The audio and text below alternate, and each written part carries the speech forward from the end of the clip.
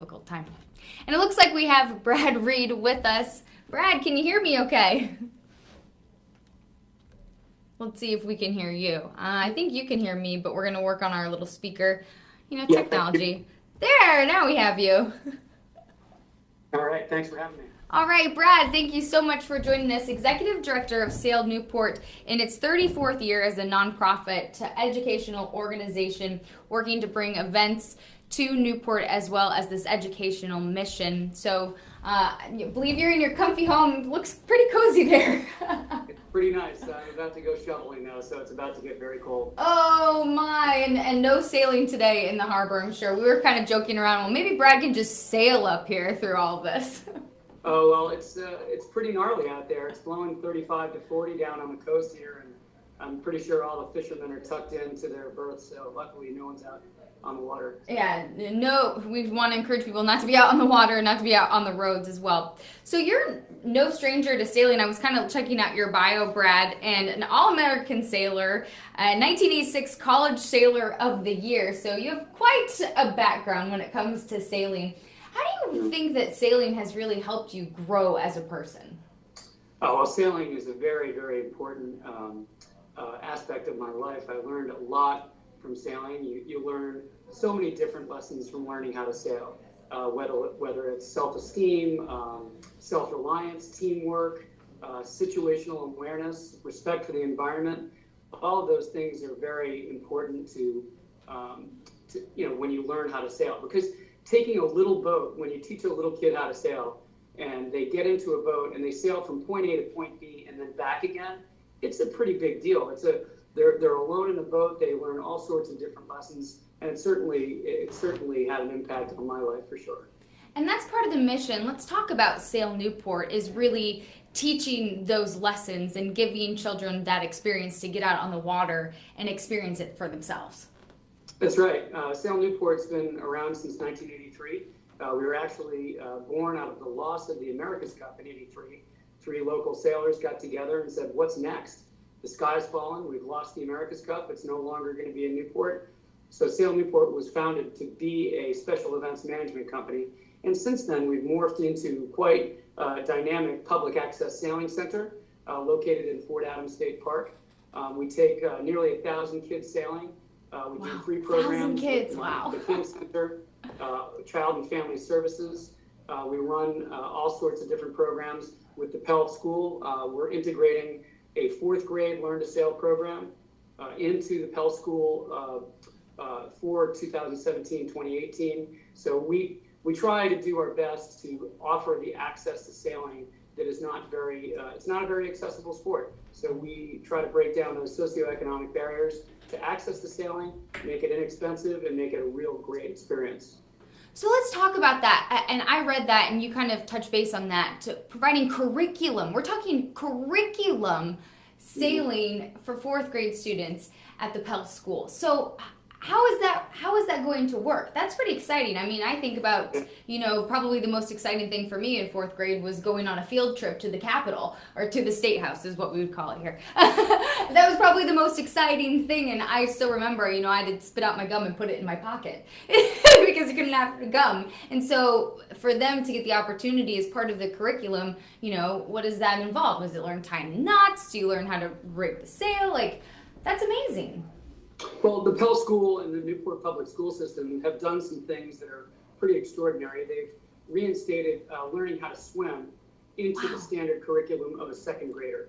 Wow. There's in kindergarten, they're doing art projects that include living in a coastal community, living around the water, critters under the sea, all those sorts of things. So, people like Donna Kelly, who's one of the kindergarten teachers and also on our board at Sail Newport, are instituting quite a lot of just basic living around the water type experiences for the students. So taking the second grade swimming program to the next level has allowed us to potentially move.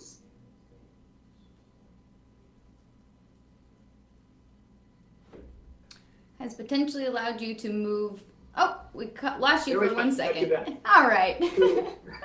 We lost it for a second there, but we are now working with the school system and different curriculums that have already been written for sailing to be included into school systems, where you working with the school system to implement it into the 4th grade. So that is a real learn to sail experience where they come down during the school day, go sailing for an hour, and then also learn in the classroom about different aspects of sailing that can be applied to their standard curriculum, such as geography, such as living in a coastal community, and the science, technology, math, and art that is in the STEM curriculum. So we can implement these programs with our new campaign, Building Our New Building. We have a warm place for the kids to be able to have classroom experiences, change, bathroom facilities, a wonderful place to come and then have the access to the sailboats that we're known for, and to the sailing programs we're known for. That's fantastic, especially adapting it to real life situations, so real geography. And you just touched on that, to building this new building. I talked to you the other day and you were on a train coming back and you were telling you've been traveling and you're talking about you're working on this fundraising mission to raise $10 million and you're hoping to get into this new building. And so far you've been pretty successful and you're looking to get into this new building by July. So tell me a little bit about this fundraising effort and raising, what is it, 10 million?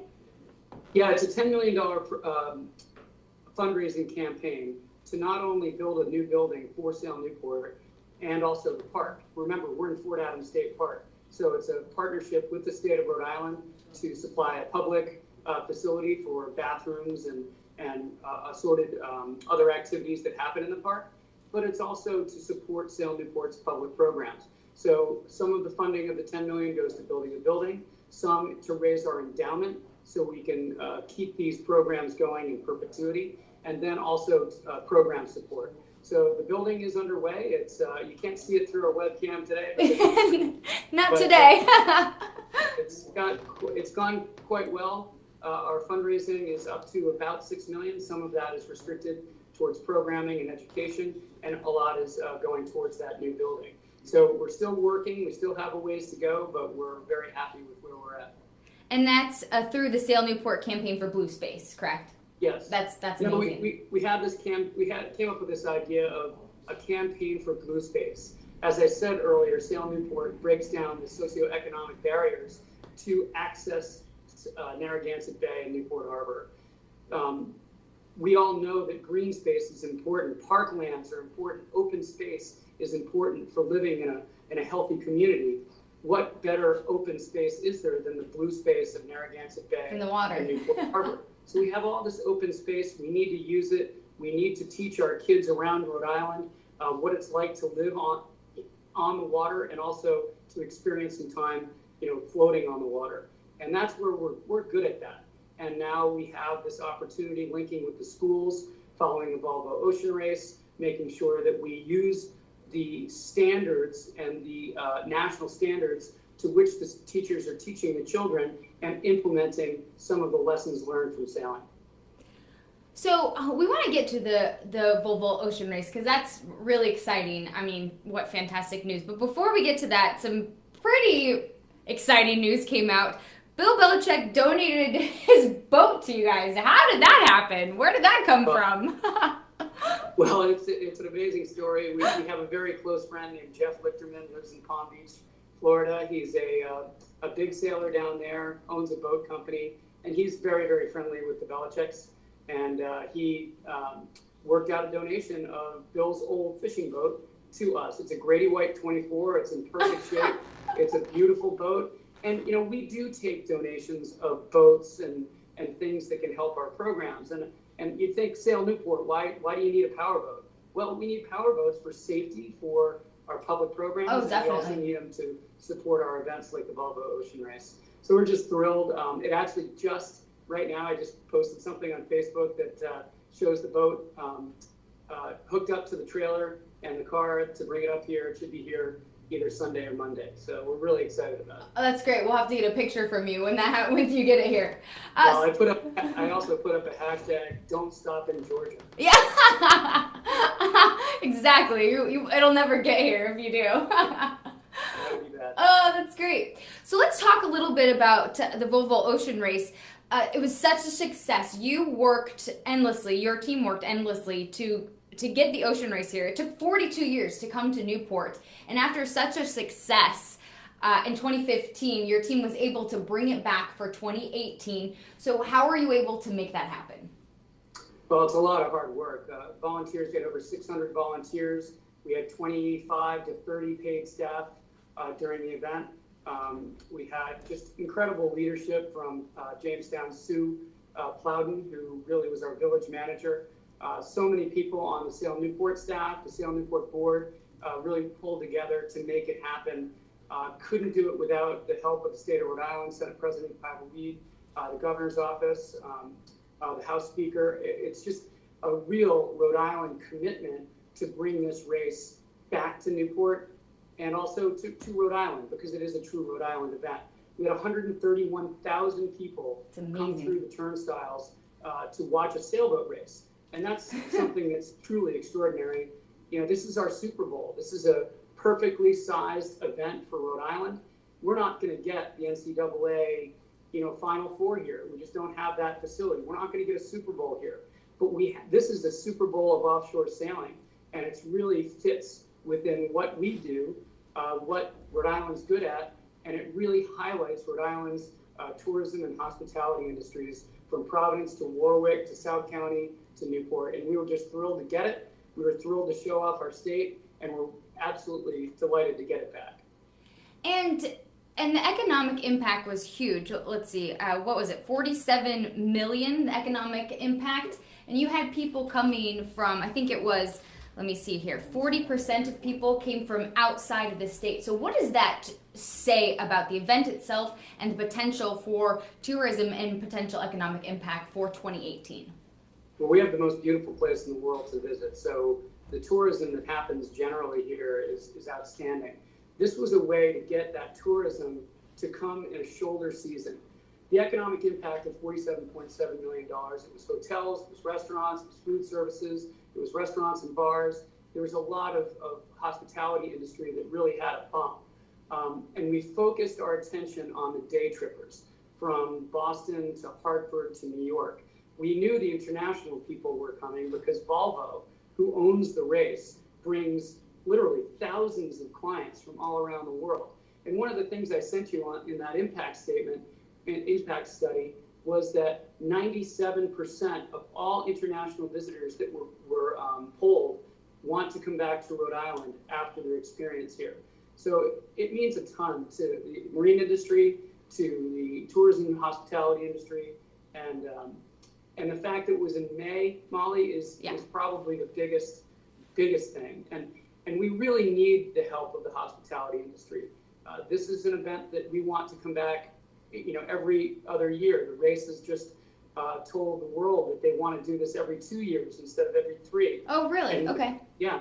So we need to work with the hospitality industry to make sure that, we're still a friendly place to come to, that, that our hotels and motels and our properties are affordable and remain so. So we're really working hard to make sure that Rhode Island puts its best foot forward. And why is May important, and do they want to come back here every 2 years? We're the only North American stopover in 2018, so that has to be good news. I might be breaking up a little bit right now. Oh, sorry about that. Can you hear me okay? Yes, I can hear you. I know it's kind of cutting in and out. So you mentioned that May is really important, and so why is that? And we're the only North American stopover, which is good news, and people liked it here. So is that a good sign for us? Oh, it's a good sign, and I think that's why it came back, is because everyone liked it so much. All the foreign visitors liked it. May is important because it's not exactly the high time of year. In July, in August, Newport, Providence, Warwick, we're all, South County, all the beaches, we're sold out. So, but May is a shoulder season for us, and in the hospitality industry, they're always looking for conventions and sporting events and things to happen from November through May to really balance out the year, to flatten out the peaks and valleys that come with our summer season. So having it in May is important. Yes, and we did for this race against places like New York City, Baltimore, Maryland, Miami, Boston's had it before. So yes, it's really important for Rhode Island to keep working towards making sure that this is an event that wants to come back here. And I think they do so far. And do you think we're going to see the return of another American team? Are we hoping for that? They've only announced 3 teams so far. Right, so there's 3 teams. There's a Spanish team that's sponsored by Montfred, the insurance company. Then there's a team from the Netherlands called Noble, which is a big chemical company all over. It's an international company with a big presence in the States. That's a Dutch team. And then a Chinese team has announced Dongfeng Race Team, which is from mainland China. We are really hoping that Charlie Enright from Bristol is able to get his program. I know they're working really hard, and they have some great meetings and some really great opportunities in front of them. And I'm really hoping that they can announce, as soon as they get their all their funding together. It's an expensive race. These guys and girls that do this race are working hard to make sure that they're paying their bills and that they have enough money to go around the world. Great. Well, Brad Reed, Executive Director for Sail Newport, and helping us bring the Volvo Ocean Race back to Newport. Looking forward to speaking with you once again.